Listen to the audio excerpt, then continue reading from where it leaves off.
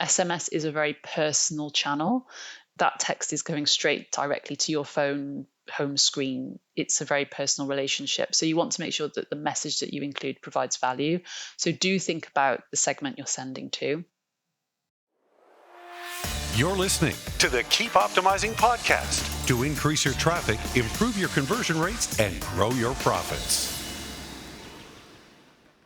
Hello and welcome. I'm Chloe Thomas, the host of this e-commerce marketing focused podcast. If you're not familiar with the Keep Optimizing format, well, every 5 episodes, we switch our focus to a different marketing method. And in each episode, we release a new one every Wednesday. I interview a different expert on a different angle of making that marketing method work for you. In this episode, we are finishing off our email and SMS mini-series. So we've just done 4 episodes. This would be episode number 5.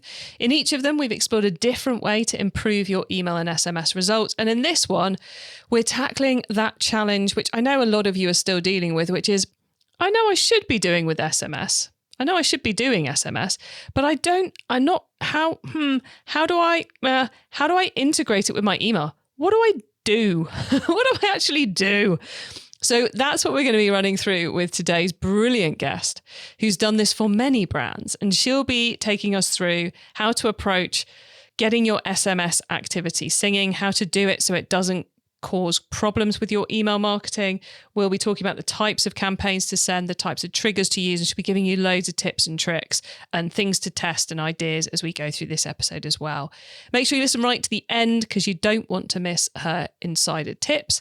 And then at the end, very end, I'll be sharing a few thoughts of my own and some ways you can get even more benefit for your marketing.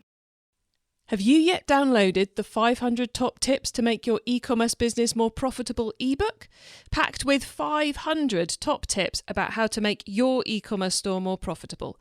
I've organised the whole thing into sections so you can dip in and dip out and take inspiration as and when you need to. This ebook exists to be there on your desktop or even printed and sat on your desk. Download your free copy right now at keepopt.com/ebook. Get this epic e-commerce ebook now at keepopt.com/ebook. In this episode, I'm chatting with email and SMS expert Naomi Davies. Naomi is the founder of NMD Marketing, a boutique digital marketing agency specialising in luxury fashion and beauty brands. Hello, Naomi. Hi, Chloe. Thank you so much for having me. Delighted to be here today. Oh, very cool to have you. And I know our topic is something which a lot of people struggle with. But before we get into how we integrate our email and SMS campaigns, how did you end up in the world of email and SMS and e-commerce? Yes, so I started my career at in-house at the head offices of some big well-known brands and in the luxury space. And I just sort of fell into creating the emails for these brands at a very early stage. And they were multilingual, multinational campaigns. So really jumped in the deep end. And I moved to different jobs. And everywhere I went, I ended up taking the email marketing with me. It was often quite underutilized as a channel I was discovering, and really just sort of championed it everywhere that I went. And I eventually went freelance, started NMD Marketing in 2018, and it just sort of naturally became a service that we offered. And over time, SMS became more integrated with the email platforms that we were using. And so it only naturally felt that we should be using SMS alongside our email too. Very cool. So from in-house practitioner to agency owner helping multiple brands achieve the same things. Very cool.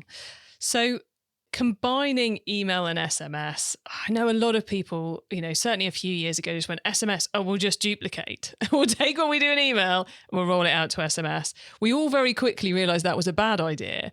But I don't think many businesses have really got on top of how to actually bring the two of them together and how to actually make the most of the SMS channel especially.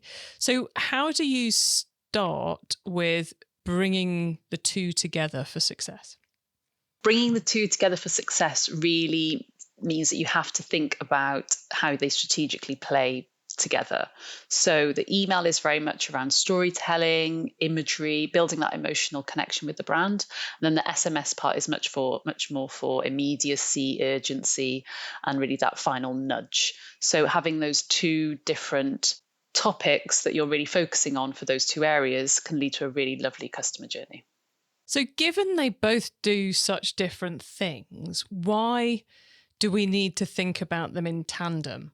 You know, like if one's all about urgency and one's all about storytelling, why don't we just, work on them independently? That's a great question. I think it comes down to the systems work so well together, and also they can complement each other. So say, for example, if you send an email, you can then really nicely send a follow-up SMS if someone hasn't engaged with the email. And because we're all doing everything on our phones nowadays, and our emails and texts are all interchangeable, and it's just another way of communicating with friends, family, brands, that it just naturally works very well together. And also you can very clearly see how well someone engages on one platform versus the other, and you can see where people are more engaged than others, and then edit and change your messaging accordingly, depending on the channel. So I guess I was going to say, where do we start? But I would assume most people are doing some kind of email. So how do you, and then they're picking SMS up to add into it. So how do you start when you're adding that SMS channel? That's a great question, and something that a lot of brands really struggle with is, where do they begin? So first of all, make sure you're collecting SMS correctly, the actual consent for the SMS correctly. It is different to email consent. So make sure you're definitely hitting all of the different bars that you need to hit in terms of consent, because that's so important. But then when you're actually starting out on SMS, don't just collect numbers in the background, actually do something with it from the beginning. So have that welcome series, have that introductory message once someone has subscribed to your text messages. Because the worst thing is that if you start collecting the phone numbers and then doing nothing with it, customers don't hear from you for weeks on end, and then you suddenly send them an SMS, your unsubscribe rate is going to be huge because they've totally forgotten about you. So make sure that you're sending something straight away and committing to a cadence that you can comfortably commit to over a period of time, because that will then lead to a stronger result and stronger audience. Got you. So listeners, I'm not going to ask anything about how you make sure you're collecting SMS legally, because it's different in different countries. Speak to your SMS tech provider, because they will know all about it and will probably have done most of it for you. So we're not going to go down that rabbit hole, because we'll be here going, and in France, and in Germany, and in Australia, and it will just get very tedious. So I'm purposefully not asking that question for those of you currently shouting that at whatever device you are listening to us on. Instead, I'm going to ask, you said about how SMS was about urgency and immediacy and those sorts of things. So what, therefore, do we put in the welcome? Because, a welcome message is usually more storytelling. So what does an SMS welcome message or sequence look like? It can be really simple. You don't need to overthink it. And it can just be as plain as, thank you for joining our community. Here's the offer that we offered you. So obviously when you're collecting SMS, there's always a offer attached. So usually it's the 10% off or 20% off, whatever it is. Make sure you're giving that code. You want to keep your SMSs within the one SMS size. Like, you don't want to be going over sending two messages. So it has to be really simple and plain. And that's where then your email can back it up. So don't worry if it feels a bit too simple, because your email can really tell the story in the messaging. There are situations where you don't want to be sending SMS and email at the same time, but your welcome series is one of the situations where it's absolutely okay to send that email and the SMS simultaneously. Because if you've subscribed to the email and the text message at the same time, you want to be sending that message out together. So don't worry too much if it feels a bit too short and to the point. So we're collecting them and we're sending a welcome, rather than just creating a heap ready for when we finally get round to it. Then you mentioned about having a good cadence of send, or a cadence that you can commit to. So would you be planning, kind of a broadcast kind of newslettery, so non-triggered regular campaign by SMS to keep people expecting things? Is that good practice or bad practice? Yes, you will want to have an element of that within your strategy for your cadence. You don't want to be just sending one blanket message to the whole of your SMS list where possible. So think about how you can segment based on behavior. So maybe it's people who've recently opened your emails but haven't been opened or clicked, on your emails but haven't bought. Or maybe it's people who've engaged on your site recently but haven't bought. So you know that the intent is there. So you're not just sending them a really random text message from a super cold base. But also think about your top spenders, VIP customers. Think about the different audiences that you can pull and send messages to, because you will get a better result. SMS is a very personal channel. That text is going straight directly to your phone home screen. It's a very personal relationship. So you want to make sure that the message that you include provides value. So do think about the segment you're sending to. But a more sort of overarching segment you can send to is just a 30-day engaged segment, just like you would on your email marketing. You can just send an engaged 30-day segment to your SMS list too. But having that cadence of maybe small audience, medium audience, large audience, and cycling through that to make sure that your customers are getting regular messages from you is a nice way of thinking about it.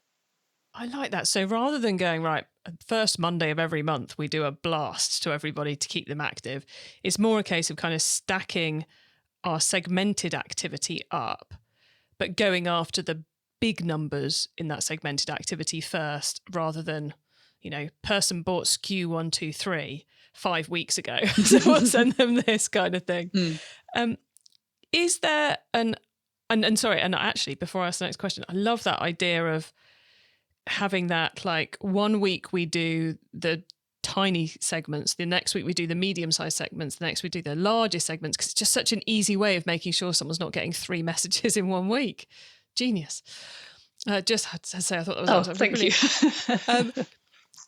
Then the question was going to be, if we're trying not to send a blast campaign to everybody, are we allowed to do a campaign that goes to everybody when it's the start of the January sales, last order dates are approaching for Christmas, or Black Friday is happening? Are those those huge news stories where customers are A, expecting more noise than normal, but B, would be really annoyed if they hadn't had that reminder from you? Is that where we're allowed to go select all? Yes, I would say so. And we have had success with that in the past with clients, especially around Black Friday. Email inboxes are bursting, and sending a well-timed SMS to a good-sized audience can really help push your brand into the limelight a little. So there are times 100% where a full SMS blast is not a bad thing. And I would, as you mentioned, all those examples that you gave are excellent examples and reasons to send a full blast SMS. I think another time might be as well if, say, you've got maybe you're doing a huge collaboration with an amazing brand, or you've got a really huge product launch that you want everyone to know about. It's totally okay to send that full big blast. Something that I see very commonly now is that everyone's talking about segmentation, but now people are over segmenting, meaning that people are actually getting very few messages from the brand. And that's rubbish, because then you only ever hear from that brand at Black Friday, because the brand remembers, like, oh, we should email everyone, or we should text everyone. So do message everyone from time to time. It's not a bad thing. Got you. And I guess as we've mentioned Black Friday, where the email strategy on Black Friday seems to have become send as many as you can, news updates throughout the time period. That, I'm guessing, is not what we do with the SMS over Black Friday. Ideally not. So you really want to think about making it a little bit more tailored, a little bit more specific, and really giving the value. So as I mentioned, these are really personal messages going straight into someone's inbox of their phone. So you really want to be sending a really personal and useful message that someone is going to find valuable during that Black Friday period. So do send a text, experiment with different audiences, and experiment with different tones of voice, messaging, all that kind of stuff. But yeah, try not to just send to absolutely everyone. My favorite segment at any time of year, but especially Black Friday, is VIP segment. Your best customers are probably dying to buy from you. They've probably got a shopping list the length of their arm and they're waiting for Black Friday. So give them the opportunity, give them that chance to shop with you before everyone else, and do it via SMS as long as you've got their numbers correctly stored. So do that. So you've mentioned VIP a couple of times. What's your favourite way to define a VIP segment? Are there particular metrics you go after? Because I'm sure it depends from brand to brand. But are there key factors that we should be building into that segmentation? That's a great question. The annoying answer is it really does vary from brand to brand, but a few things that you can look at are order value over all time versus total number of orders. And having a balance of that is probably going to be one of your best approaches. The difficulty is that if you just do anyone who's bought maybe 5 times, for example, you might just get someone who's only ever bought in sale. So having that caveat of also at full price is also quite a good one as well, because you don't really want to be classing a VIP as someone who buys every Black Friday and every summer sale. So you want to make sure they have got that high value as well. But yeah, overall, look at the volume of that VIP segment versus the percentage of your total customers and see how comfortable you are with the size. You don't want to go too small, you don't want to go too large, but it's usually quite nuanced per brand. Which means I'm immediately going to ask you the next annoying question, which is, are we talking 30%, 10%, 5%, 1%? God, I don't know. No, but that's such a good answer, because I think it's like, and I'm sure you've been asked this before, what's the best day to send an email on? It's one of those I knew it was going to be an annoying question, but the fact you can't answer it is because it's going to vary. I mean, if you're a brand who's only been going for a year, it's going to be a very different set of criteria and a very different number of people than if you're a brand that's been going for 20. Yeah. So no, I love your answer. Sorry. Love your answer there. Okay, so we talked about segments and triggered activity. We talked about the welcome. Is there a role for SMS in that other big hitter of email sequences, the abandoned basket campaign? Yes, there is. There absolutely is. And check out abandoned browse. Do have a play around with including SMS within these flows that you have set up. The cool thing that I would recommend that you try is the positioning of that SMS message. So whether that's the time delay from once you've abandoned or once the customer is abandoned versus the order in which the SMS comes. So do you get the SMS first or do you get the email first? And have a play around with that. So different systems make it easier to do A/B tests than others. So set it up in a way that works best for you. But for example, you could just say, okay, this month we're going to just put the SMS first and then we'll do the email after, and then we'll swap it around for the month after. As long as you haven't got promo in there, you can get a pretty clear understanding of which one works better, and then see how that works for you and play around with timings as well. Excellent. Super advice there. Naomi, you've given us an awful lot to do with bringing SMS into our email. Is there any key piece of advice, just to really pick your brains here, that we've missed or that people need to know before they start ramping up their SMS activity and improving their strategies? Whatever you do, make sure you're collecting the consent correctly. And I know we said we won't go into individual regions because it is really complex, but just you do not want to be thinking you've got a whole load of SMSs when actually you don't have them because you might be ready to start doing more segmentation when you actually don't even have it. So do be really careful about that. Something else that I think is really, and I don't know if this answers your question specifically, but something I would be mindful of when you're setting up your SMS and you're thinking about your cadence and what kind of messages you're going to be sending is SMS naturally falls into being a very discount-driven messaging channel, and you don't want to be known as being that kind of brand. So be careful about what messages you actually put on your SMS, because you can easily fall into the 10% off this weekend message, final chance for 10% off this weekend, and you're doing that every other weekend, then it just devalues the brand. So think carefully about what value you're actually going to drive from having your SMS as a channel, and try to avoid just discount code after discount code. Always an easy trap to fall into, but it's lazy, everybody. It's really lazy. You can do better. We all know you can do better. Naomi, thank you so much. It's been great picking your brains about combining email and SMS. Listeners, remember to stay tuned right to the end of the episode, because you do not want to miss out on Naomi's insider tips and my suggestions for other free resources to help you improve things further in your business. Have you yet downloaded the 500 Top Tips to Make Your E-commerce Business More Profitable ebook? Packed with 500 top tips about how to make your e-commerce store more profitable. I've organised the whole thing into sections so you can dip in and dip out and take inspiration as and when you need to. This ebook exists to be there on your desktop or even printed and sat on your desk. Download your free copy right now at keepopt.com/ebook. Get this epic e-commerce ebook now at keepopt.com/ebook. Okay, Naomi, so far we've gone deep into combining email and SMS marketing.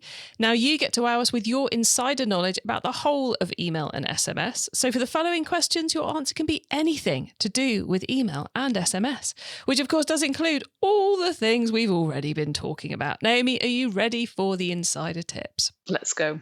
Okay, let's start with newbie advice. If we've inspired someone to take their first step, what do they need to know to give themselves the best chance of success?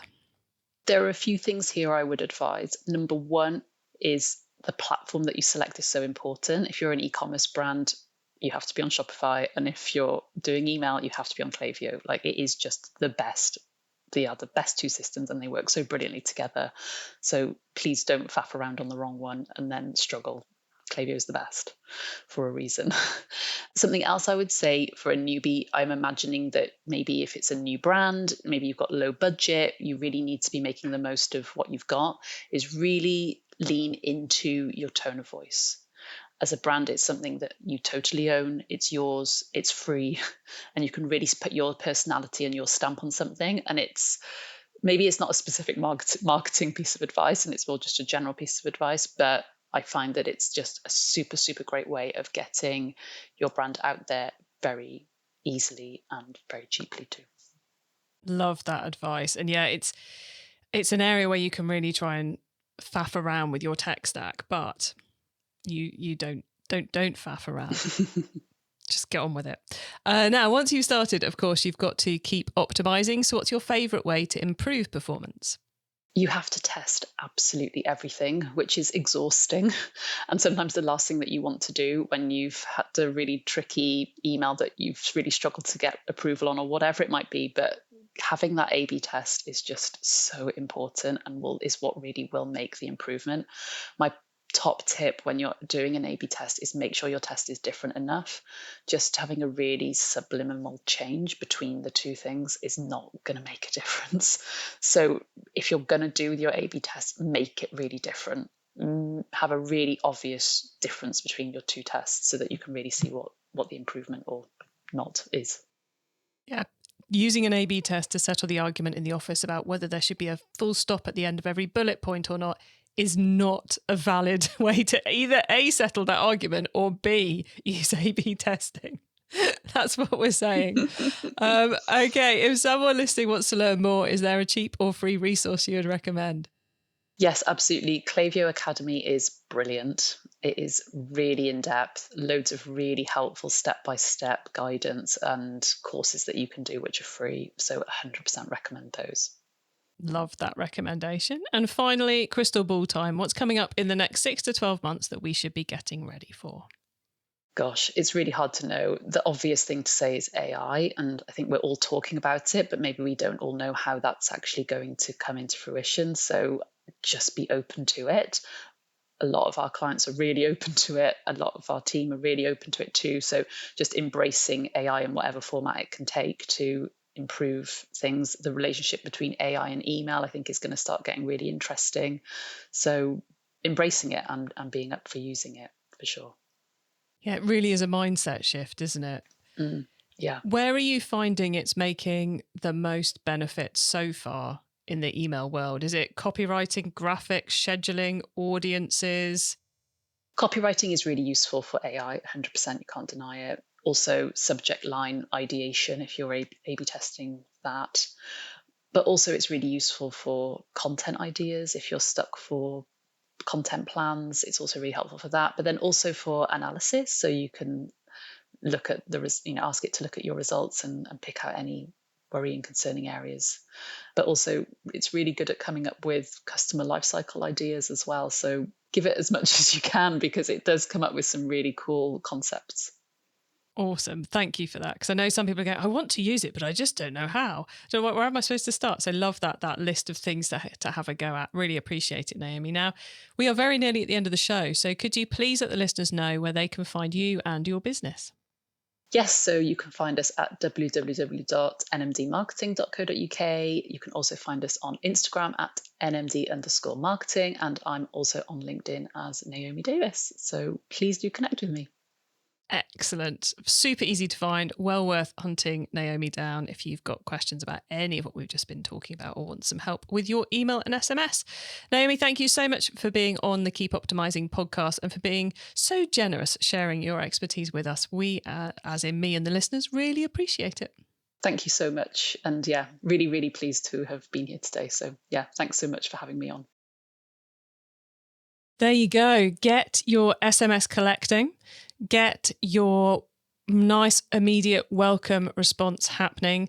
Layer up those small segments, medium segments, and big segments, and don't be afraid to message everybody when you've got a big message to shout about, like Black Friday sales, those sort of things. But also put in some messages, plenty of messages which aren't discount related. So back in stock, newly available, big launches, all those sorts of things. So you've got some exciting things to send that aren't just about discounts. You can get the links to all those things we discussed, the full transcript of the episode, important notes and more at keepoptimizing.com.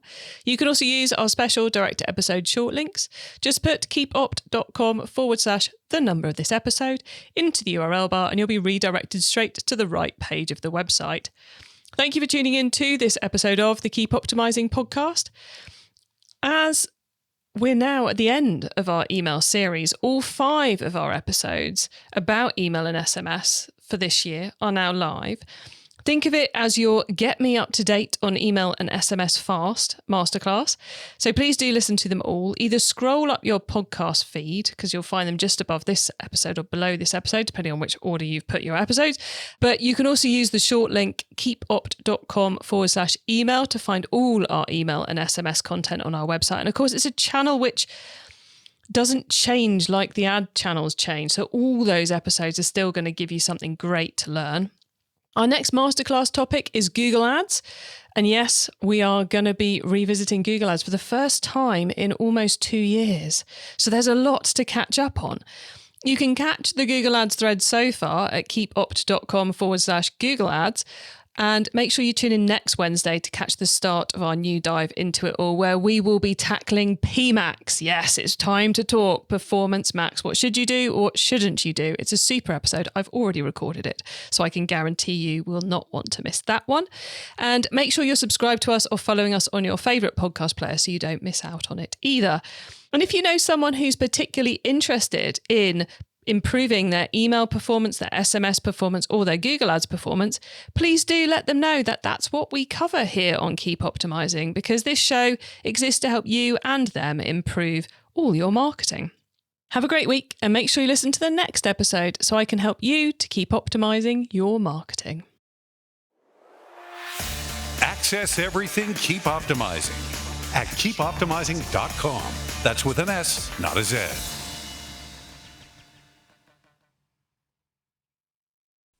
Have you yet downloaded the 500 Top Tips to Make Your E-Commerce Business More Profitable ebook? Packed with 500 top tips about how to make your e-commerce store more profitable. I've organised the whole thing into sections so you can dip in and dip out and take inspiration as and when you need to. This ebook exists to be there on your desktop or even printed and sat on your desk. Download your free copy right now at keepopt.com/ebook. Get this epic e-commerce ebook now at keepopt.com/ebook.